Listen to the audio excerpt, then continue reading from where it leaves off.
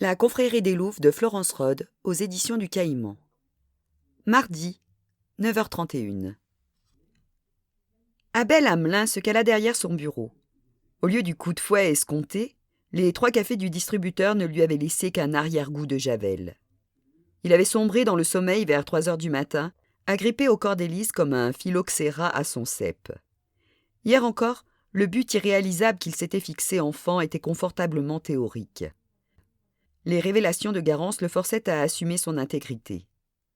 Il se sentait un peu comme l'un de ces agents dormants, du Mossad ou du KGB, installés dans une existence de couverture depuis si longtemps qu'ils en ont oublié leur véritable identité.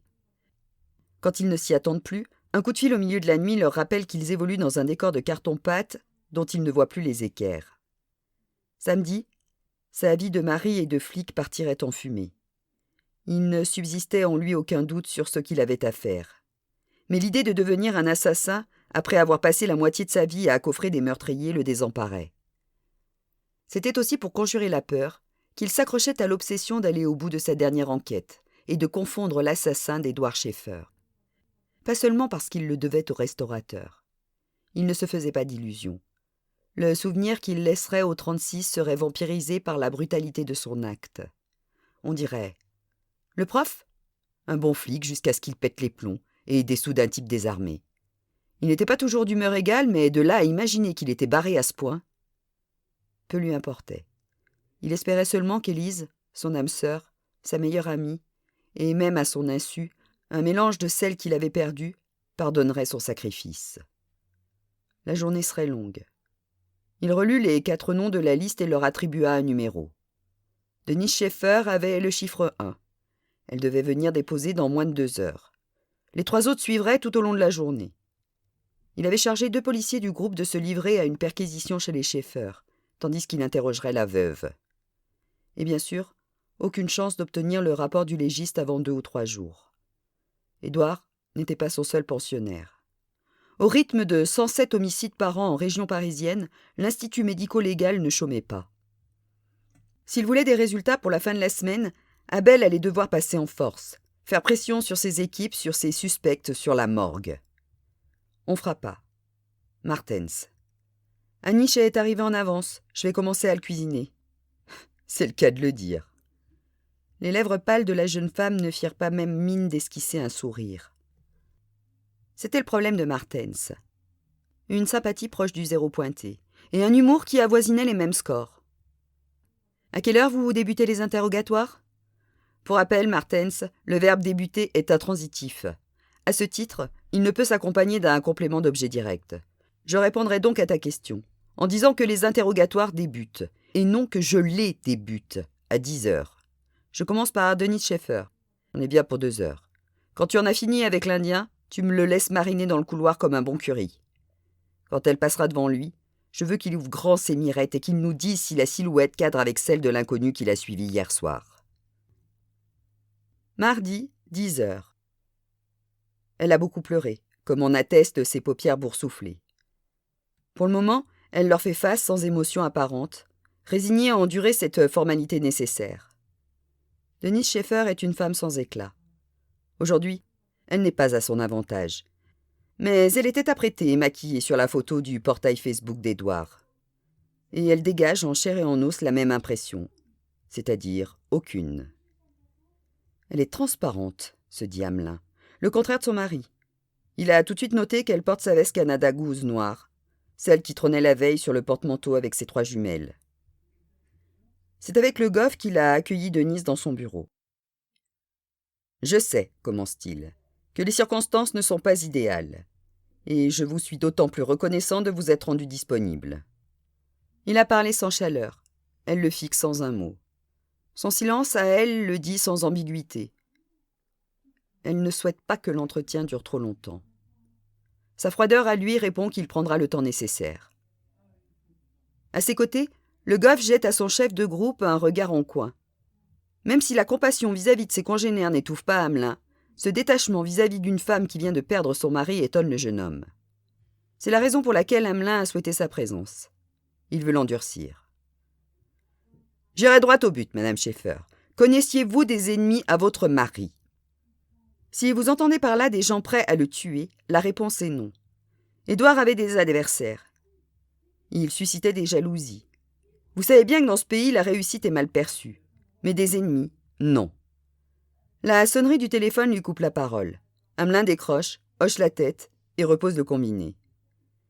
À votre connaissance, avait-il reçu des coups de fil d'une personne avec un accent russe ? Comment le savez-vous ? C'est un oui ?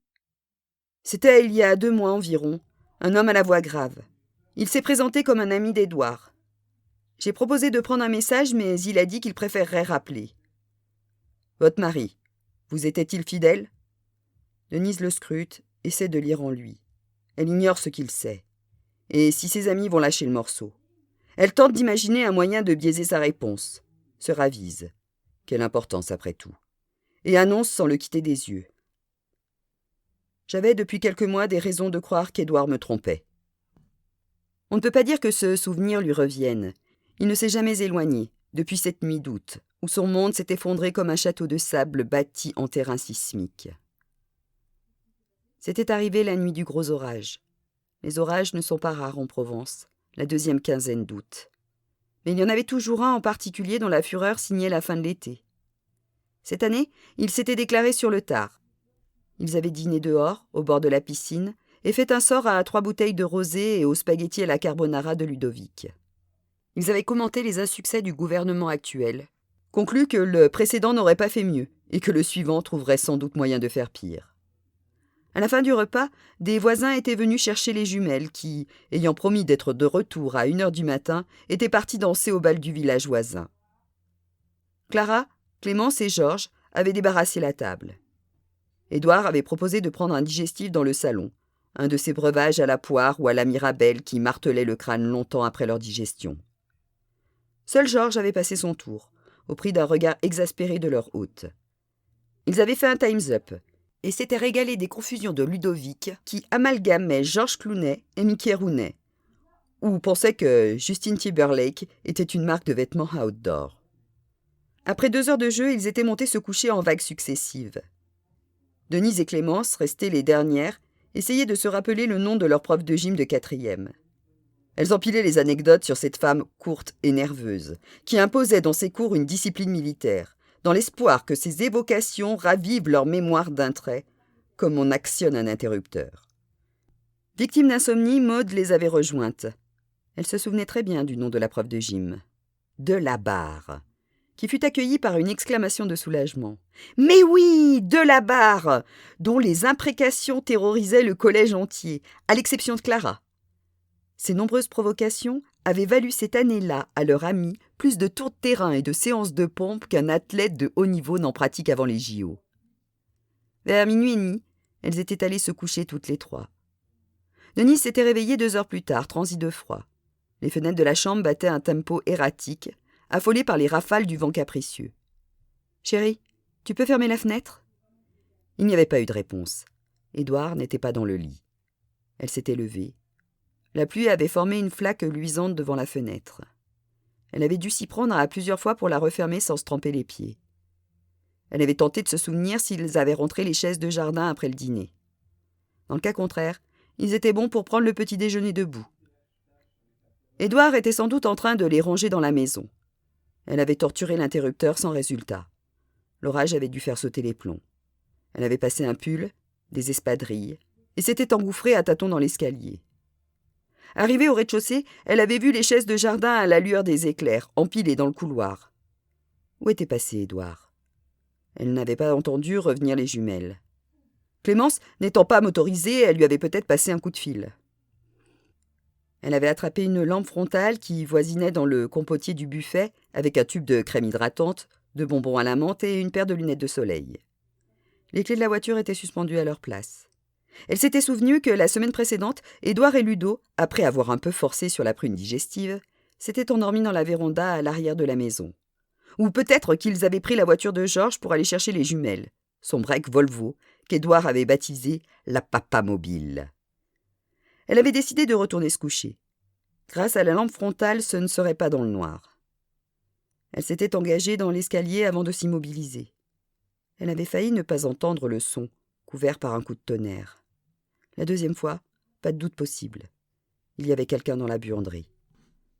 Une femme gémissait de plaisir. Un homme avait parlé à voix basse, peut-être pour lui intimer la discrétion. Impossible d'identifier la voix féminine. Mais elle connaissait trop bien celle de son homme pour ne pas la reconnaître. Exsangue, elle avait fait les quelques pas qui la séparaient du rez-de-chaussée, ses espadrilles effleurant les marches. Elle s'était approchée de la porte comme une automate, la main déjà tendue vers la poignée. Son bras était retombé le long du corps. Elle voulait ne pas s'être éveillée ou n'avoir rien entendu. Elle voulait que sa vie continue comme si de rien n'était, rester mariée à Édouard et entourée de ses meilleurs amis. Une idée séduisante lui avait fait de l'œil. Si elle retournait se coucher tout de suite, si elle enfouissait sa tête sous l'oreiller et parvenait à s'endormir, le lendemain, au réveil, elle se persuaderait que tout cela n'avait été qu'un mauvais rêve. Une infime partie d'elle-même avait renâclé face à la lâcheté du procédé. Elle l'avait bâillonné. Que rien ne change, c'était tout ce qui importait. Elle avait remonté l'escalier 4 à 4 comme si elle redoutait elle-même de se faire surprendre, s'était jetée sur son lit et avait invoqué le sommeil. Mais elle ne dormait toujours pas lorsqu'Édouard s'était glissé dans la chambre une demi-heure plus tard. Le lendemain matin, les premiers bruits du lave-vaisselle que l'on vide, de couverts que l'on dresse, les voix des amis qui s'attablent l'avaient tirée d'un profond sommeil. Elle avait ouvert les yeux, une grimace aux lèvres. Elle avait fait un drôle de rêve cette nuit. Ses yeux étaient tombés sur une zone de moquette détrempée à l'aplomb de la fenêtre. Elle avait été prise d'une violente nausée. Elle avait tant bien que mal réussi à donner le champ jusqu'à la fin des vacances, mais n'avait pas pu évacuer le souvenir de cette nuit-là. Oh, elle avait eu sa revanche, cette petite voix vite étouffée, qui avait voulu lui insuffler du courage. L'identité de la femme qui l'avait trahie lui était devenue, dès son retour à Paris, une véritable obsession. Elle se voyait ouvrir la porte au lieu de fuir dans la nuit. Ouvrir et savoir, une bonne fois pour toutes. Non, elle ne saurait jamais avec qui Édouard l'avait trompée. Il ne lui reste que la solitude et les doutes.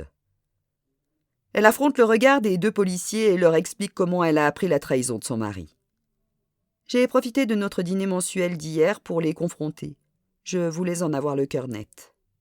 C'était laquelle ? C'est le petit jeune qui a posé la question. Elle a du mal à distinguer ses yeux derrière la mèche. Aucune idée. Peut-être aucune des 3, suggère Hamelin.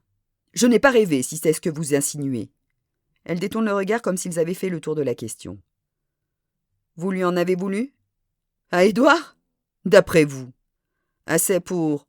Quoi ? Lui faire une scène ? Le quitter ? Le tuer ? On n'est pas dans un mauvais vaudeville. J'étais très attachée à mon mari. Vous avez fait quoi hier après-midi ? La cuisine. Madame Schaeffer, vous m'intriguez. Vous invitez vos amis pour savoir laquelle couche avec votre mari, et vous vous enfermez 4 heures en cuisine. À votre place, j'aurais commandé des sushis. Je veux dire, la dimension gastronomique était secondaire, non ? Si tout s'était passé comme prévu, l'une d'elles se serait trahie. Cette soirée devait marquer la fin d'une amitié de 30 ans. Hier soir, c'était aussi un dîner d'adieu. Ça ne se bâcle pas. Je vois. Mais il ne voyait pas du tout. Ce serait comme faire souscrire une assurance vie à un condamné à mort. Ça n'a pas de sens. Pourquoi vous n'avez pas eu d'enfant ? Un enfant, c'est l'esclavage. On n'y tenait réellement ni l'un ni l'autre. C'est pour la même raison que votre ami Moderman n'en a pas eu non plus ? Peut-être. Vous devriez lui poser la question. J'en ai la ferme intention. Pour le moment, c'est votre interprétation qui m'intéresse. Selon moi, il s'agit davantage d'une question de stérilité. Maud ou Georges ne doit pas être capable d'enfanter. Elle ne nous en a jamais parlé, ce qui me fait dire que le problème est d'ordre médical. Je vois. Dites-moi, Madame Schaeffer, ça vous arrive souvent de porter les mêmes vêtements que vos amis ? Corrigez-moi si je me trompe. À l'adolescence, c'est assez fréquent chez les filles. Mais à 40 ans passés, c'est un peu puéril, non ? De quoi parlez-vous ? Je n'ai pas pu m'empêcher de noter que vous aviez toutes la même parka. Oh, ça n'a rien d'une coïncidence. Clara les a eus par son agence, qui a organisé la dernière campagne de com de la marque. Elle nous en a fait cadeau le soir du réveillon. Par ce froid, je porte volontiers la mienne. Ce doit être aussi le cas de Clémence et Maude, à moins qu'elles n'aient juste voulu montrer à Clara qu'elles en avaient l'usage. Une dernière question, pour aujourd'hui. Diriez-vous que votre amie Clémence a eu une enfance heureuse ? Denise, surprise, manque de lâcher son gobelet d'eau. L'espace d'une seconde, elle revoit Maude brandir une bûche à bout de bras. Elle répond avec prudence. Qu'est-ce qui vous permet d'en douter ? Sa peinture. Désolé, c'est difficile à dire. Je crois qu'elle s'entendrait très bien avec sa mère. Mais ça répond à ma question, Madame Schaeffer. Ça répond à ma question. Mardi, 12h04. Elle décline ses noms, prénoms, âge et qualités. Clara Montivalli, 41 ans, directrice de clientèle chez Publicis. Elle fait de son mieux pour ne pas croiser les regards des cadavres sur les photos en noir et blanc qui, du mur, la cherchent des yeux. Pas facile. Toujours renversée dans son fauteuil, Hamelin la toise. Il ne s'est pas rendu compte, la veille, qu'elle était aussi attirante. Le genre de femme habituée à la déférence masculine. Elle devra s'en passer aujourd'hui.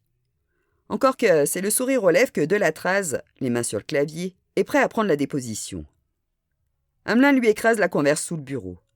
Libre à lui d'être sensible au charme féminin. Mais il ne doit pas trop en faire étalage. Abel note qu'elle a troqué sa parka contre une redingote blanche aux manches fourrées. Sans croire aux coïncidences, il peut admettre une part de hasard. Sauf à ce que l'information est fuitée. Elle ne sait pas pour quelle raison elle vient déposer. Toutes les quatre l'ignorent. Et celle-ci est du genre à disposer d'au moins un manteau par jour de la semaine. Lorsqu'il observe son traditionnel silence d'avant-interrogatoire, Clara le regarde droit dans les yeux, le sourire aux lèvres. Enfin, il ouvre le feu. « Vous le connaissiez bien, Édouard Schaeffer ?»« Assez, oui. » Intonation circonspecte. Fin de phrase presque interrogative, du genre « Est-ce qu'on sait jamais si on connaît bien les gens ?» Précisé. Penché sur son bloc, le porte-mine à la main, Hamelin incarne un gratte-papier scrupuleux et tatillon qui ne la laissera pas s'en tenir aux généralités. C'était le mari d'une de mes meilleures amies. On se recevait à dîner et partait parfois en vacances ensemble. De là à le connaître. Quand vous dites parfois, c'était à quelle fréquence ?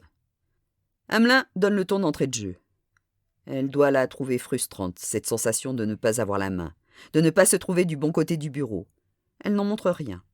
Ses yeux de biche papillonnent avant de se poser sur Delatraz. Elle croise les jambes. Le froissement discret de la soie affole le Savoyard.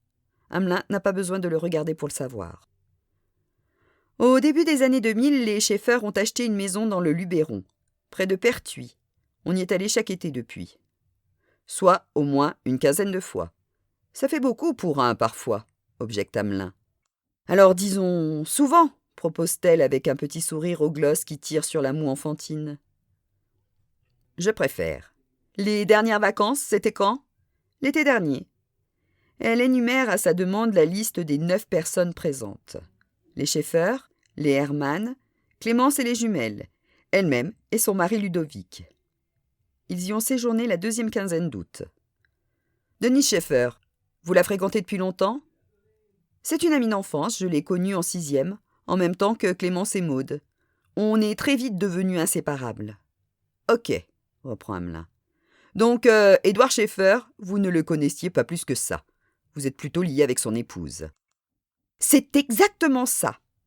L'enthousiasme du ton suggère qu'elle crédite Hamelin d'un QI supérieur à celui d'Einstein. Intéressant. Vous avez déjà couché avec Édouard Schaeffer ? Pour le coup, l'indignation empourpre les joues de Clara. Intérieurement, elle est soulagée. S'ils en sont là, c'est qu'ils pataugent. Elle a un peu de temps devant elle. Vous écoutez ce que je vous dis ? C'était le mari d'une amie. Vous couchez avec les amis de votre femme, vous ? D'une part, ça ne vous regarde pas. Ensuite, vous n'avez pas répondu à la question. Alors, si vous ne voulez pas que cet entretien prenne la journée, va falloir laisser tomber vos numéros de petites filles perdues, de femmes fatales, et tant qu'on y est, de vierges offensées. Parce qu'on n'a pas que ça à faire. Clara encaisse, d'un haussement de sourcils fataliste. Quand elle reprend, sa voix est d'une octave moins haut perchée. Non, je n'ai jamais couché avec Édouard. Il n'aurait rien eu contre, cela dit. Racontez-nous ça.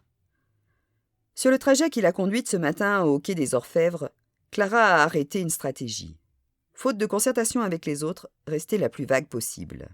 Et ne communiquer aucune information personnelle. L'entrevue n'a commencé que depuis 10 minutes qu'elle a enfreint ces 2 règles. Elle n'a pas le contrôle et ne peut rien y changer. Mais elle doit se surveiller davantage. Elle ne voulait pas mentionner cette histoire.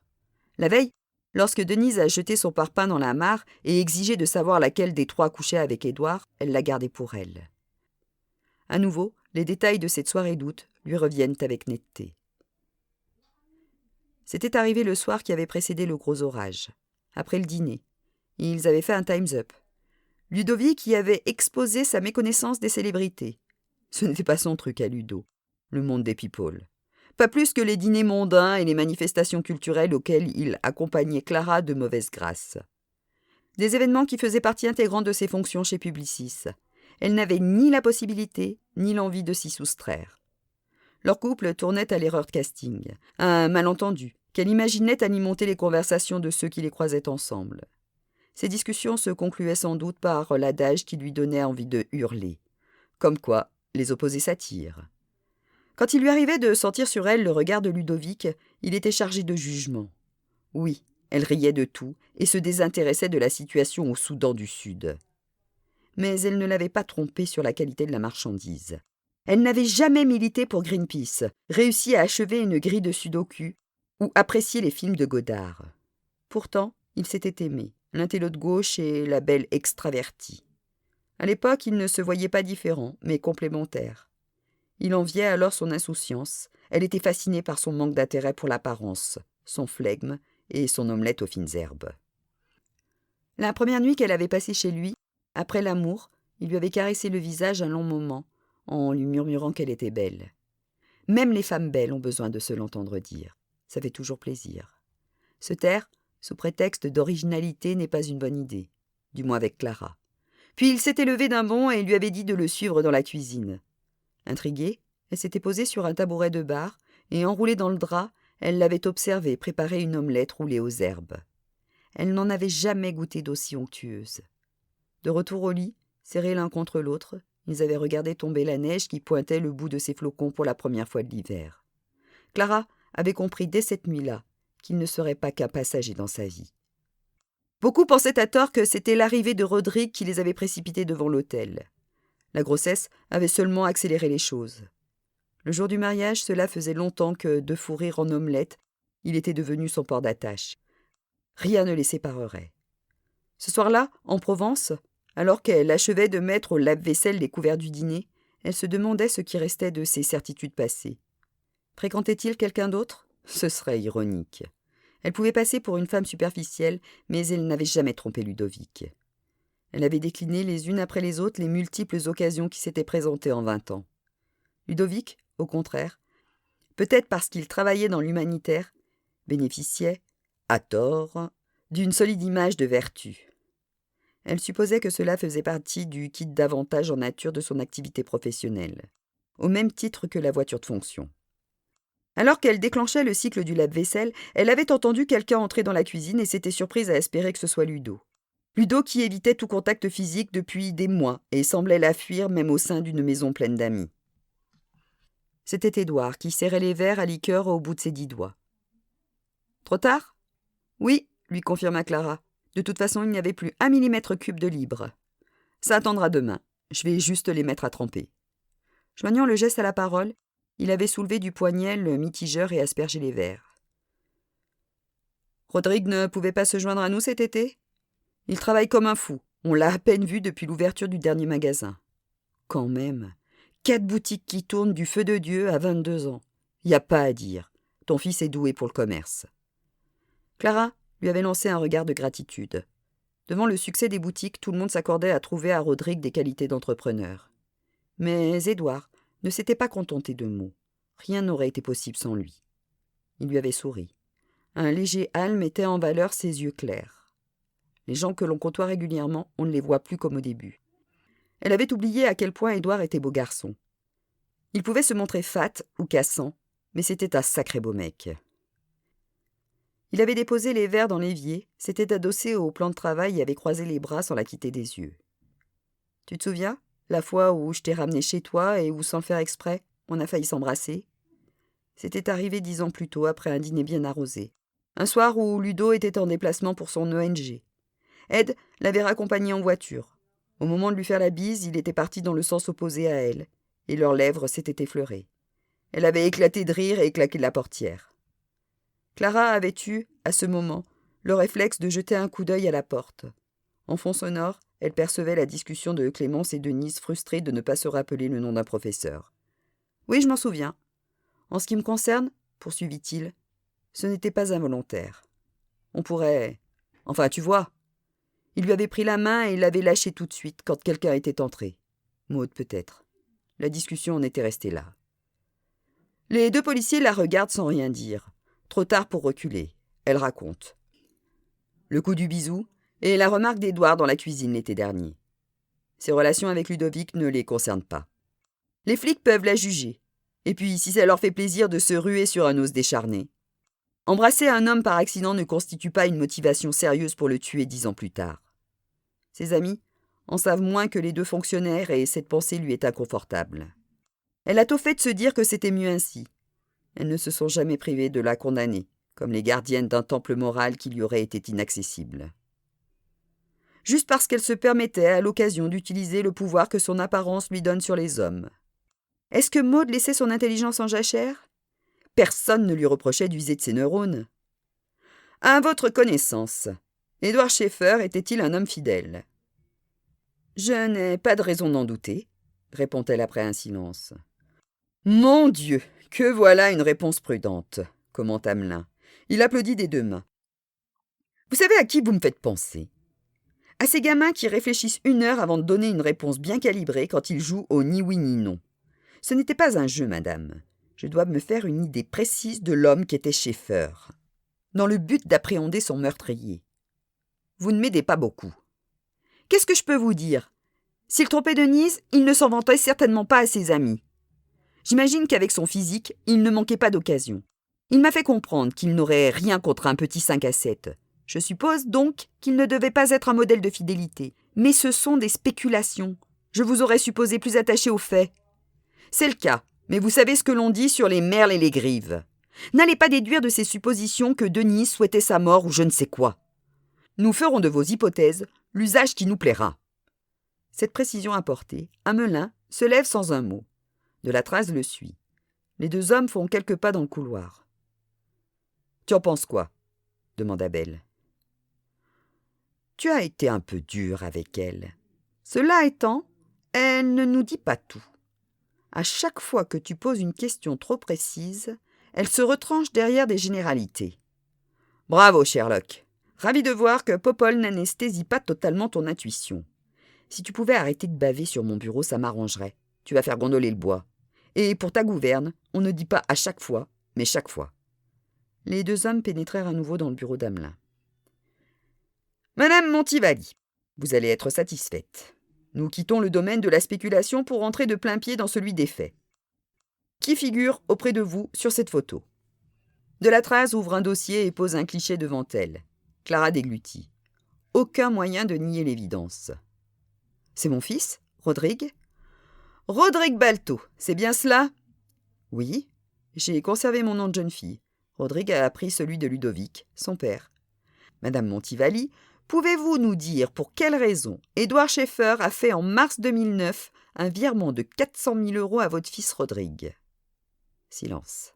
« Je peux avoir un verre d'eau ?» Delatraz se lève et quitte le bureau. Hamelin et Clara échangent un regard. Ils le savent tous les 2. Cette requête est une tentative laborieuse de gagner du temps. En d'autres termes, un aveu de faiblesse. Le Savoyard, de retour, lui tend un gobelet. Clara boit 2 gorgées et le repose sur le bureau. Quand Rodrigue a voulu ouvrir son commerce de caviste épicerie fine, les banques ne se sont pas exactement bousculées au portillon pour lui avancer les fonds. Il était très jeune, inexpérimenté et ne leur inspirait pas confiance. Je ne travaillais pas encore et Ludovic avait déjà à sa charge le crédit de l'appartement. Bref, j'ai pensé à demander à Édouard. Son restaurant marchait déjà très bien et je savais par Denise qu'il venait d'hériter de son père une belle somme d'argent. Il a accepté, sans aucune hésitation. Il avait ses défauts, mais pas d'oursin dans les poches. Très généreux, en effet. C'était un prêt, pas un don, et il disait trouver le concept intéressant. Il y voyait des synergies avec son restaurant. Et ce prêt, insiste Hamelin, il devait être remboursé quand, au juste ? Clara a la sensation de traverser un champ de mine.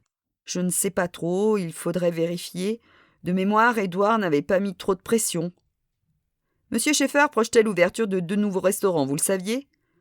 Je crois me souvenir qu'il l'a mentionné. L'été dernier, en Provence ? Plus récemment, attendez.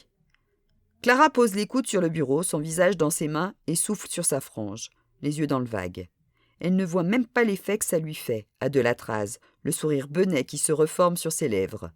Hamelin, lui, le voit, et lui broie à nouveau le pied gauche de la semelle. Ça devait être le soir du réveillon. Mais quel rapport? L'ouverture de ces deux établissements a dû générer de gros besoins de cash pour M. Schaeffer. Avec ce que crachait le restaurant, évacue-t-elle d'un geste de la main. Madame Montivalli, ce n'est pas parce que le restaurant crachait, comme vous dites, beaucoup d'argent, qu'Édouard Schaeffer était capable de faire face à des besoins imprévus et significatifs. Je ne vais pas vous apprendre la différence entre rentabilité et solvabilité, précise Hamelin, sans mentionner que la nuance lui avait été enseignée le matin même entre deux portes par Le Goff. Enfin, passons. Votre fils devrait pouvoir nous en apprendre davantage, j'imagine. Vous allez convoquer Rodrigue? Bien sûr. Il s'agit d'une affaire de meurtre, ni plus ni moins. Cela vous pose un problème? Non, enfin, il a beaucoup de travail. Elle se tait, consciente de l'absurdité de sa remarque. Grand seigneur, Hamelin se contente de hausser un sourcil. Revenons un peu à vos amis. Les Schaeffer n'ont pas d'enfants. Non? Une raison particulière? Ils n'en ont jamais voulu, je pense. Vous avez dû poser la question à Denise. Hamelin approuve du chef, mais persiste. Et chez les Hermann, pas d'enfants non plus. Non plus? Vous savez pourquoi? Clara hausse les épaules. Là encore, je ne suis pas très à l'aise pour vous répondre. Maud est carriériste, je suppose que ça a pu jouer. Carriériste, vous dites? Elle se mord la langue. À peine a-t-elle lâché le mot qu'elle aurait voulu le rapatrier. Elle est quand même DIRCAP du ministre du Budget. J'imagine que ça lui a coûté quelques sacrifices. Vous supposez, vous imaginez. Vous parlez de quoi, au juste, avec vos meilleurs amis? La justesse de la remarque la percute. Être mère n'est pas une décision neutre dans la vie d'une femme. Pour la première fois, elle réalise que Maud ne leur a jamais exposé ses raisons. Et qu'elles n'ont jamais cherché à les connaître. Sacré sacrifice que celui-ci, reprend Hamelin. Vous ne trouvez pas? C'est quoi le rapport entre l'instinct maternel de Maud et le meurtre d'Édouard? Simple curiosité. Madame Montivalli, merci pour votre temps. Nous allons en rester là pour aujourd'hui. Mais vous serez invitée à nous rendre visite avant la fin de la semaine. Le capitaine de la Thrace va se faire un très grand plaisir de vous raccompagner. Elle se lève, enfile son manteau et rabat sa longue chevelure blonde au-dessus du col.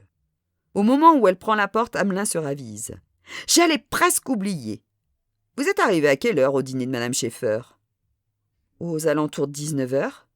Et vous êtes venu directement de l'agence ?»« Oui, j'ai dû quitter Publicis vers 18h. »« Vous vous y êtes rendu à pied ?»« Par ce froid, j'ai pris un taxi. Même en comptant le trafic, il ne faut pas plus d'un quart d'heure pour faire le trajet. »« C'est vrai, mais je suis sortie un peu en avance et j'ai fait quelques boutiques sur les champs. »« Vous n'avez rien acheté ?»« Non, c'était histoire de tuer le temps. »« Vous avez contacté le taxi par une centrale de réservation ?»« Non, je l'ai hélé dans la rue. »« Un élément qui pourrait vous permettre de l'identifier ? Vous avez discuté ? » Je me souviens seulement qu'il avait un chapelet enroulé autour du rétro intérieur et un revêtement de siège fait de boules de bois. Vous savez, ces machins pour soulager le dos. Ce qui nous permet d'éliminer à peu près 0% des chauffeurs de taxi parisiens. Merci. Autre chose ? C'était un black. Il suivait une émission sur le foot. J'ai écouté la musique de mon smartphone. Une dernière question, madame. Quel âge ont les filles de Clémence le Rouge ? Elles vont sur leurs 18 ans. Elle quitte le bureau sans voir le regard échangé par Hamelin et de la Thrace.